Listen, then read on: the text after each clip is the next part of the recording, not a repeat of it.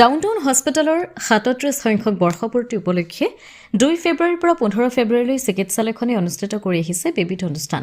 সামৰণি অনুষ্ঠানৰ কাৰ্যসূচী হিচাপে ITM মাস্কোৱাত ডাউনটাউন পাব্লিক অৰিয়েণ্টেশ্যন শীৰ্ষক অনুষ্ঠান অনুষ্ঠিত হয়। চিকিৎসালয়খনৰ পৰা 27 বছৰে মানৱ সেৱা আগবঢ়োৱা চিকিৎসকসকলৰ 3টা বিশেষ বঁটা 3গৰাকী চিকিৎসকলৈ আগবঢ়োৱা হয়। 15 ফেব্ৰুৱাৰী তাৰিখে সন্ধিয়া হস্পিটেলখনৰ স্বাস্থ্যকৰ্মীৰ সুৰীয়া গীতে মাতে জীপাল হ'ল ITM মাস্কোৱা। হয়, আজি ডাউনটাউন হস্পিটেলৰ 37 সংখ্যক প্ৰতিষ্ঠা দিৱস উপলক্ষে আমি যোৱা 2 তাৰিখৰ পৰা 2 ফেব্ৰুৱাৰীৰ পৰা বিভিন্ন ধৰণৰ প্ৰগ্ৰেমৰ আয়োজন কৰিছোঁ। আজি তাৰে সামৰণি অনুষ্ঠান।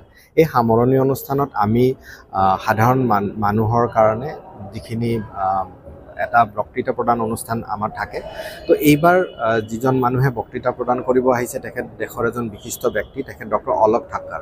তেখেতে all India institute of medical science দিল্লীৰ অৱসৰপ্ৰাপ্ত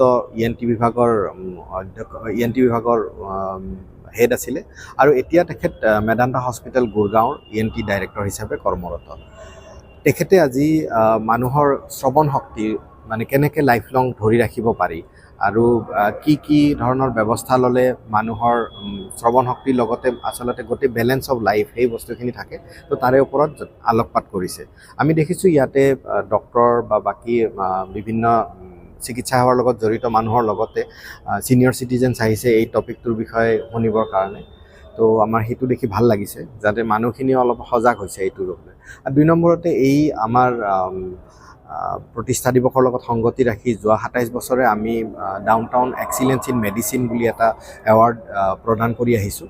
চ' এইবাৰ যে ডাউনটাউন এক্সিলেঞ্চ ইন মেডিচিন এৱাৰ্ডটো পাব ডক্টৰ অনুপ কুমাৰ বৰ্মন। তেখেত হৈছে আমাৰ শংকৰদেৱ যিখন স্বাস্থ্য বিশ্ববিদ্যালয় তাৰে উপাচাৰ্য। আৰু তাৰোপৰি 2টা অন্যতম আমাৰ পুৰস্কাৰো আছে। তাৰে ভিতৰত এটা হৈছে professor Jogesh Mahanta memorial award.